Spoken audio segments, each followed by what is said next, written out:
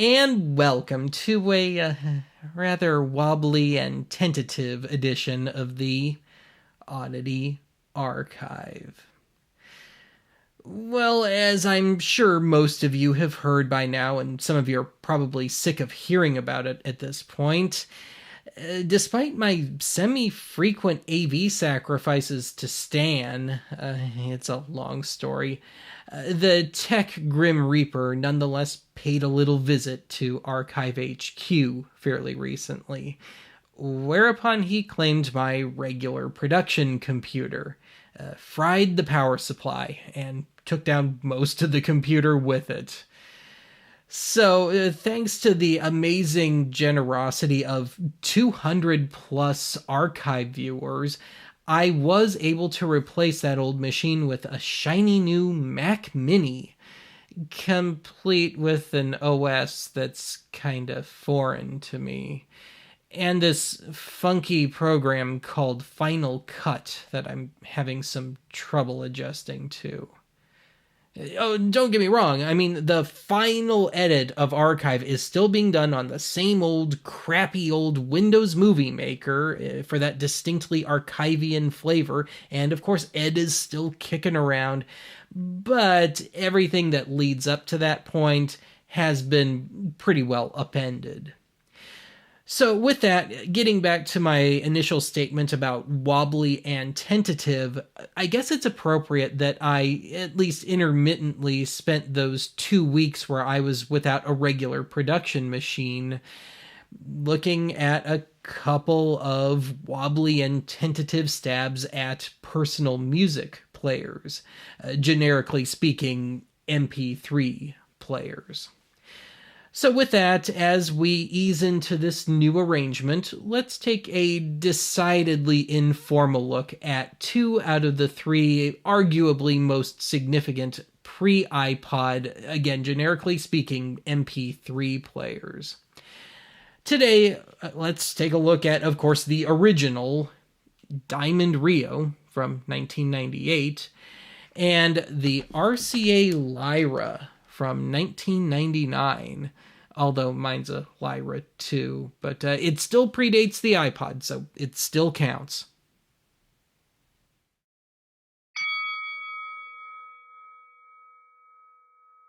Industry experts say MP3 ranks with sex as the most searched for term on the net. I've made no real secret that I was a bit technologically behind the curve growing up. Most infamously, I was still using a cassette Walkman as late as 2002. That year, I finally got my hands on a Sony Discman that didn't skip when you so much as looked at it funny.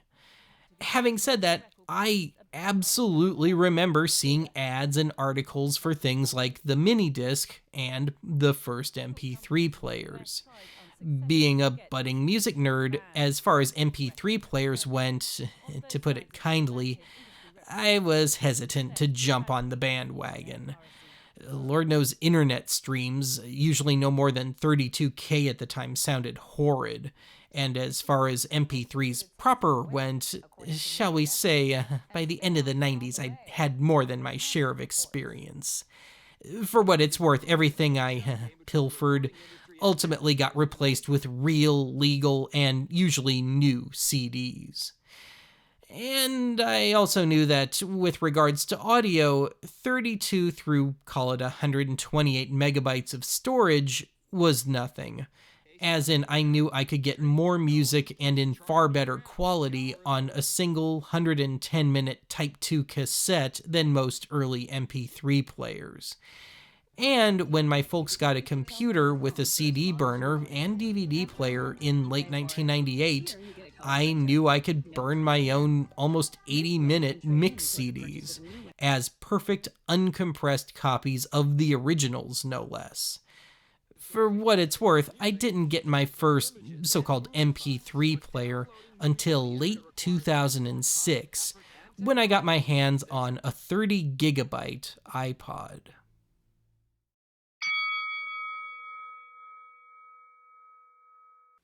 Admittedly, I was going to do a full-fledged archive episode on just the Diamond Rio.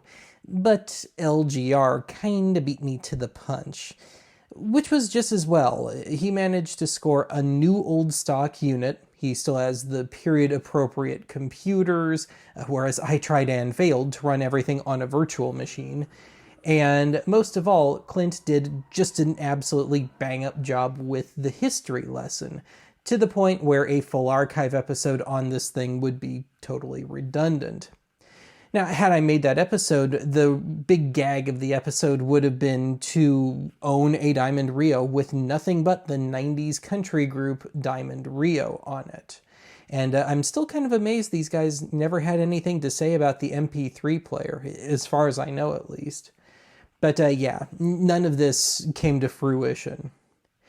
So, having said that, I think this is one of my demented little life goals now. Someday I will have a Diamond Rio MP3 player with nothing but the band on it. Hell, if I'm lucky, I might get that entire Greatest Hits album on there. So, given my failures, of course, I had to retool things quite a bit. And so what I'm going to do here is I'm going to just run down the functions of this thing and then, probably more interestingly, discuss my efforts at getting my beloved, but not really, Diamond Rio band on my Diamond Rio MP3 player. All right, just briefly for the uninitiated here, let's take a quick spin around this. Actually, before we do that, let me just give you the rundown. This is indeed the first model of the Diamond Rio. This hit the market in December of 1998. I believe it retailed for $200. And this is the PMP 300 model. And this is the base model. This is the 32 megabyte model. And that's built-in flash memory. But you can add on to it with those funky old smart media cards, which I hadn't seen in forever. I've only got this one, and it's only a 16 megabyte one, but at least I have one. And of course the slots down here on the bottom.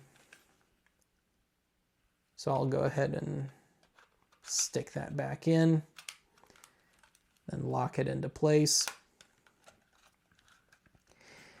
So I have read anecdotes about those smart media cards, and that if you try and use anything greater than 64 megabytes of memory in this, that it has problems, but I have no way of putting that one to the test, unfortunately.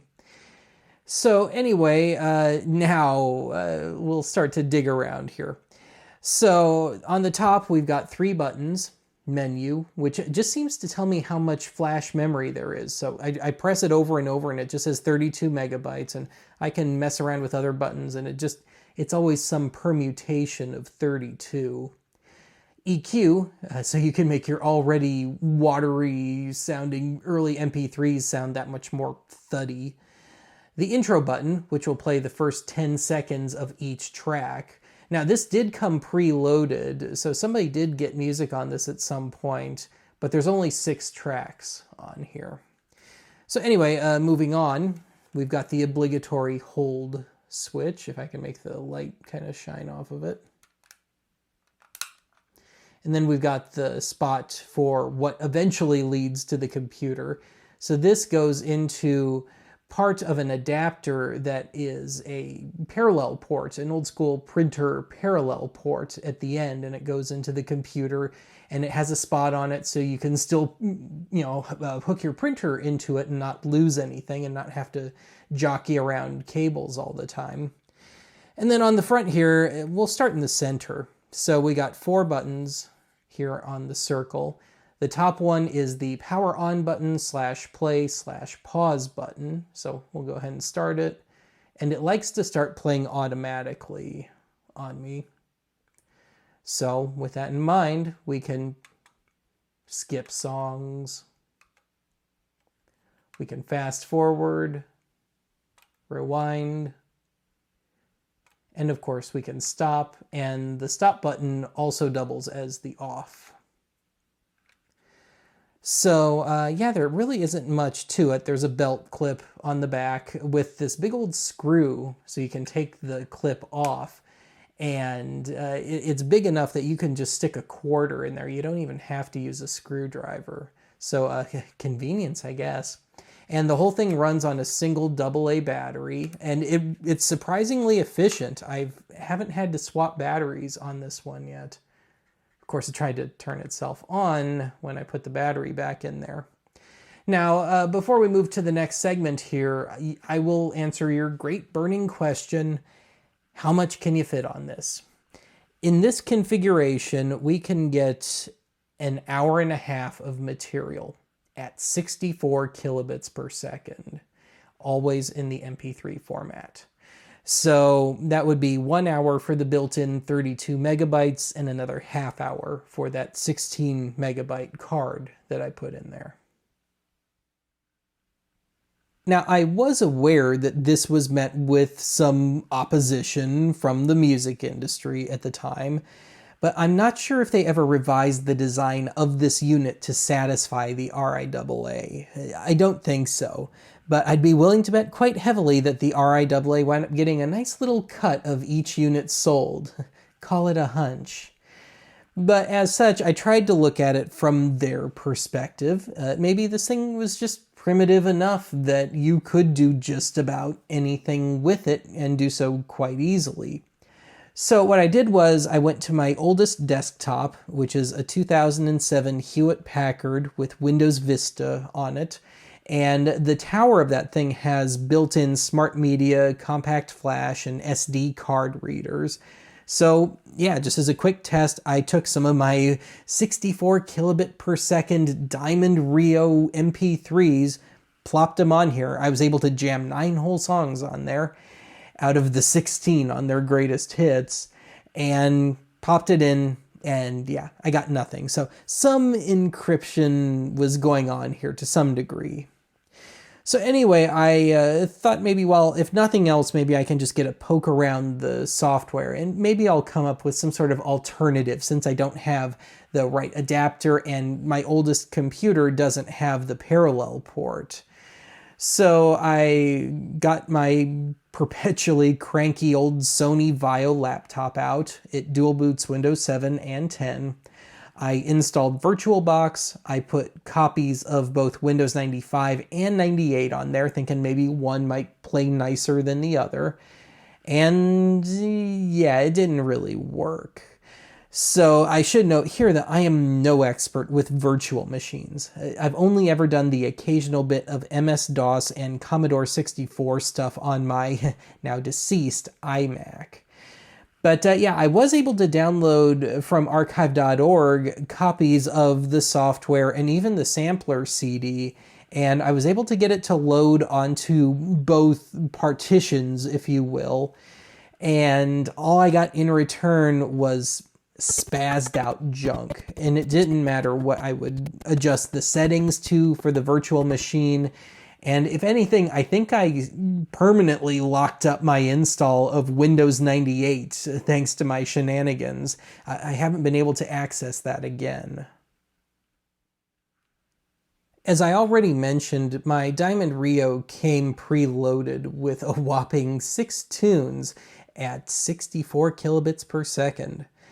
And as it turned out, 4 of them were sourced from that sampler data CD, MP3 CD that I mentioned earlier, which came with the player at the time. And the 2 tunes that were not part of that sampler set were Destiny by Daniel Johns, who I had never heard of, but it wasn't a terrible tune, although it had despite not being from the 80s, had a really, really strong 80s vibe.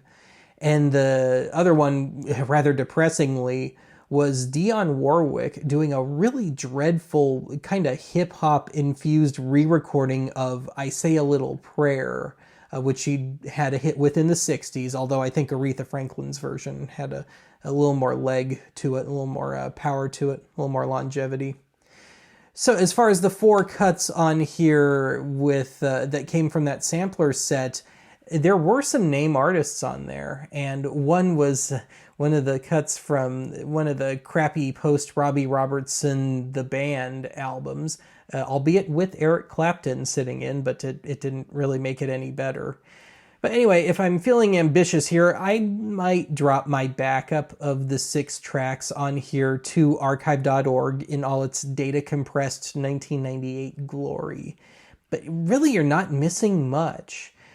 Now, as for what I can share here on YouTube, I did a little test, and 5 out of the 6 tunes got nailed by the Content ID system. So to close out this rather sorry segment, here's a bit of a rather wobbly electronica track from one Master Zap called Freedom for All.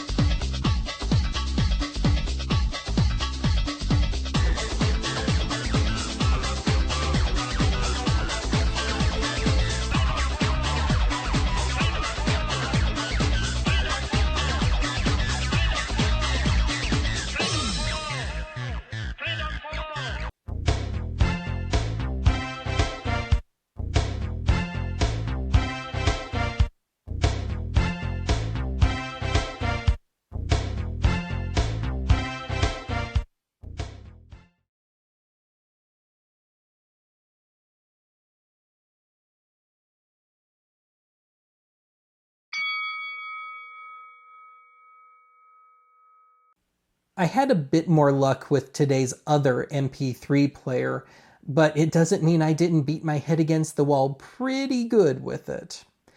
But before we get into all that, this is the sequel to the Lyra, which was introduced in 1999.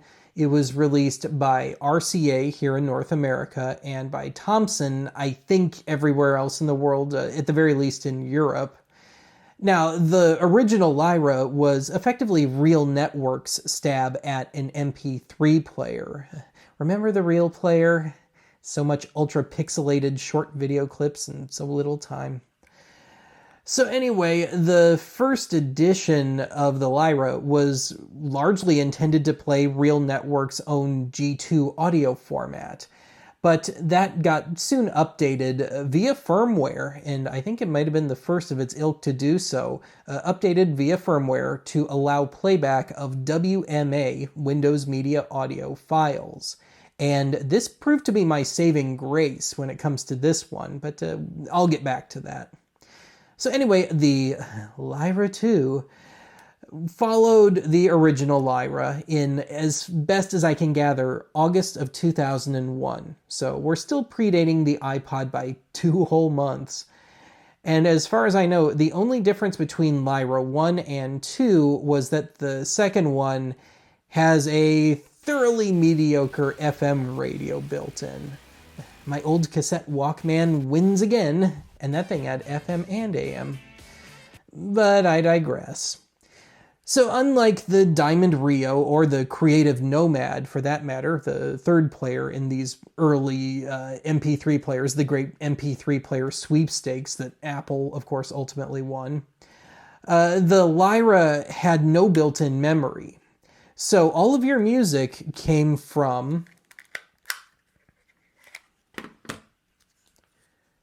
compact flash cards. And officially, the Lyra 2 would support up to a 512 megabyte card, but the great drawback is, since it's effectively external memory, the whole card has to get reread with each time you power on the Lyra. So the bigger the card, the longer the boot time. So, for example, my 256 megabyte compact flash card, which is about 2/3 full, it takes between 20 and 25 seconds to make that initial boot. Then it takes about 10 seconds to find the first song, and it takes about 5 to 10 seconds to load the next track after playing one, which if you're listening to an album straight through kinda ruins it. And if any of the songs segue into each other, then you're just totally screwed.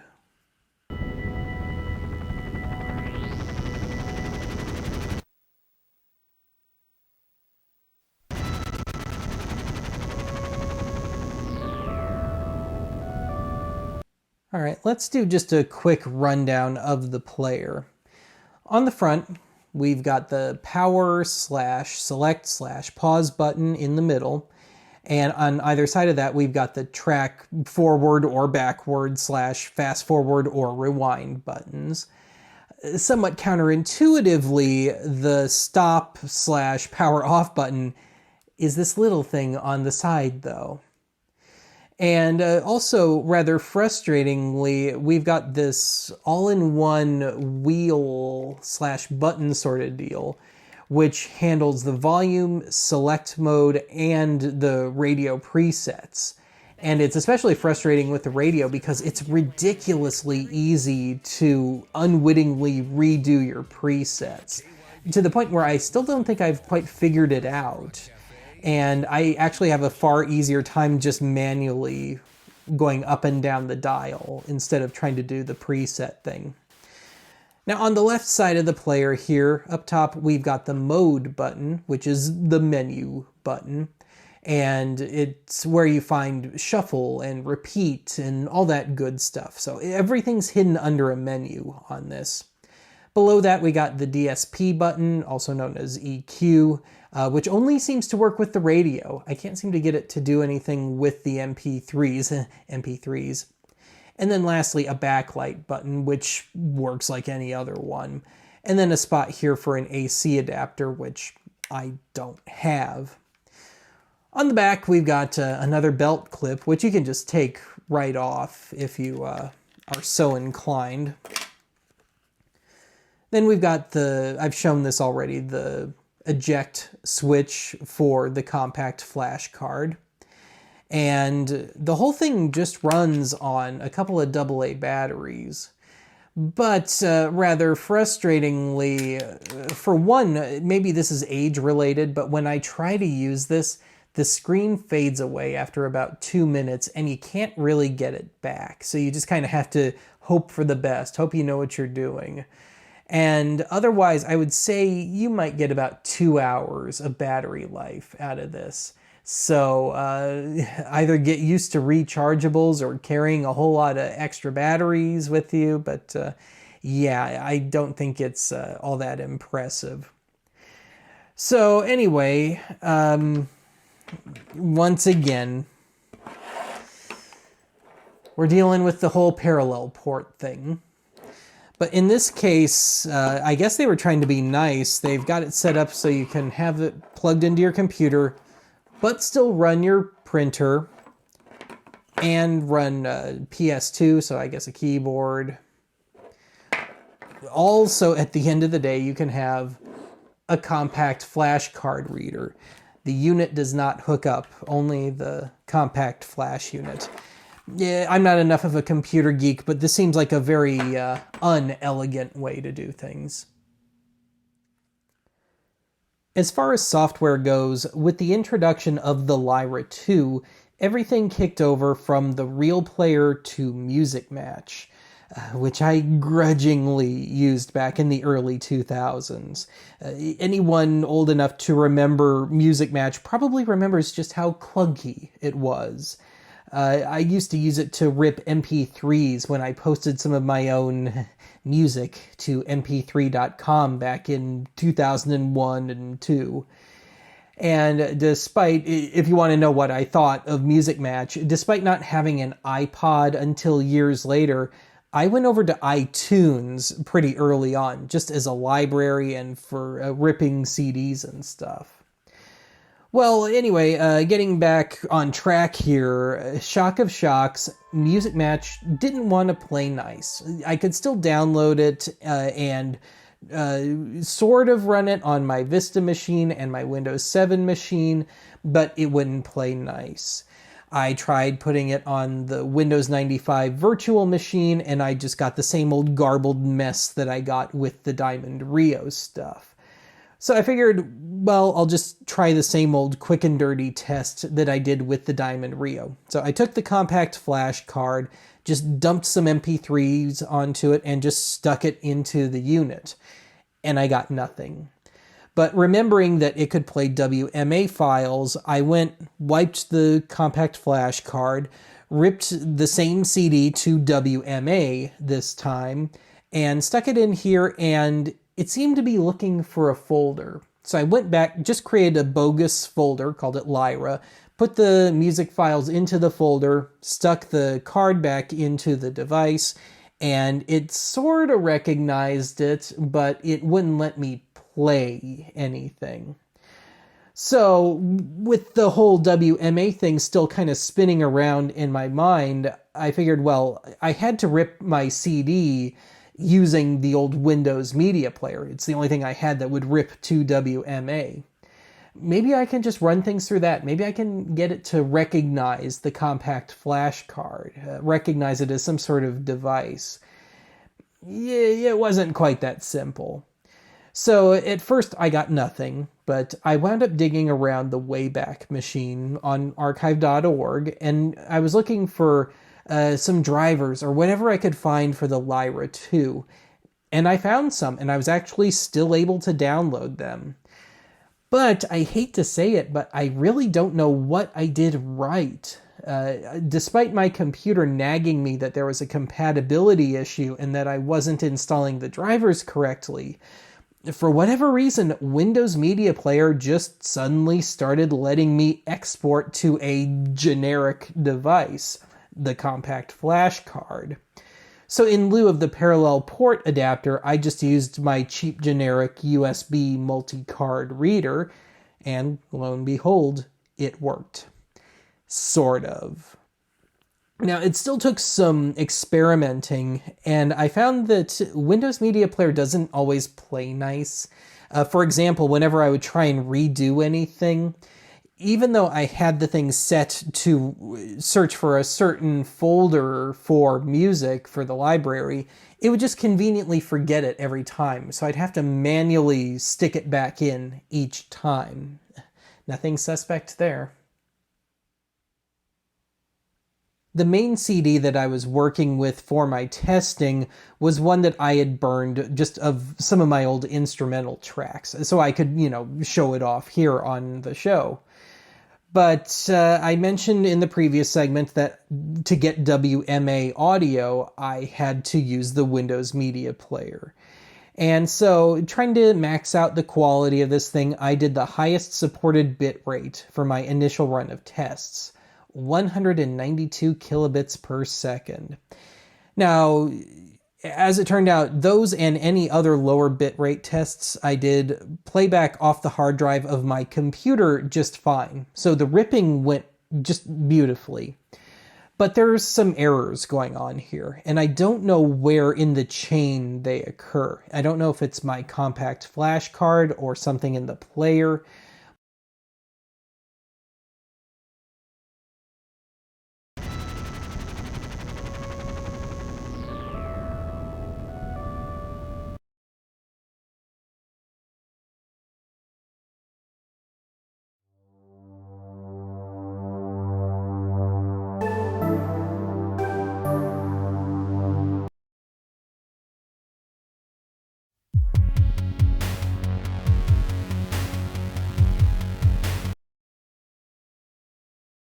But the Lyra spazzes out for the first couple of seconds of most tracks. And as I have found, the bitrate doesn't really matter. So I figured, well, maybe there's a little corrosion going on there or something. So I gave the unit a little spritz of contact cleaner. That didn't make a difference. I did some testing with a normal commercial silver CD, and I got even worse results. So again, whether or not it was my compact flash card, unfortunately I've only got the one, or maybe a flaw in the player, I don't know. The real burning question would be, has it been like that from day one, or is it just my unit? Maybe I have a bad unit.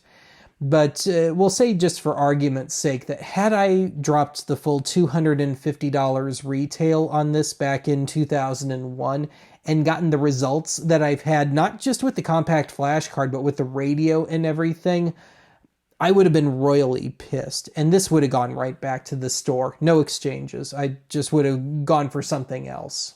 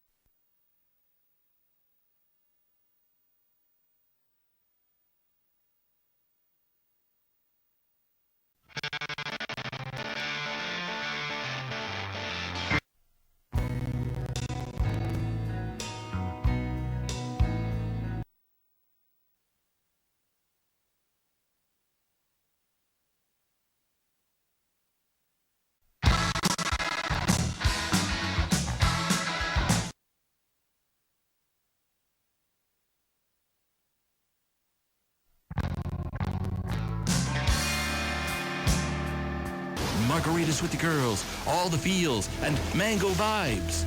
Put your satisfaction tray tables in the upright position. Casa del Rey's the destination. These are the days our taste buds deserve a vacation. The legendary Mango Margarita, crafted right here at Casa del Rey. Find it on the menu right next to the other mouthwater.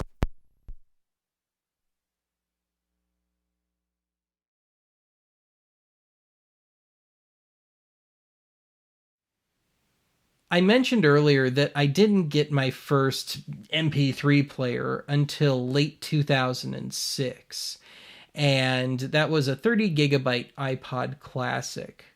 In 2008, I upgraded to a 160 gigabyte iPod Classic, and I've still got it, and I still use it on just about a daily basis, and boy, does this thing have the battle scars to show for it. But that brings me to my little ending rant here. So I don't think we've gone too far forward with this so much as we've slid backwards with the whole music device thing. Nowadays, we're trying to fold everything onto our phones or just some sort of internet-enabled device. And I guess I'm just too much of a nerd or something, because I like being able to control what particular masterings of particular albums I draw upon, or maybe my own needle drops of records or cassette transfers for some things. And I don't like streaming everything. I don't like being online all the time, and I definitely don't like being at the mercy of the record labels. And I feel like there's a little bit of security involved as well, lack thereof. So, funnily enough, the very party that I was the last to arrive at, I seem to be the last person still at that party. Really, you wouldn't think it would be that tough, especially since data prices, so to speak, have gone down so much that you couldn't just make something that was really only kind of sort of advanced for the late 2000s today. Anyway, that's it for today's archive. Join me next time when I wind up on a wild goose chase looking for a Windows 98 laptop with a parallel port, because I am going to get my all Diamond Rio someday. And I'm totally indifferent towards that band.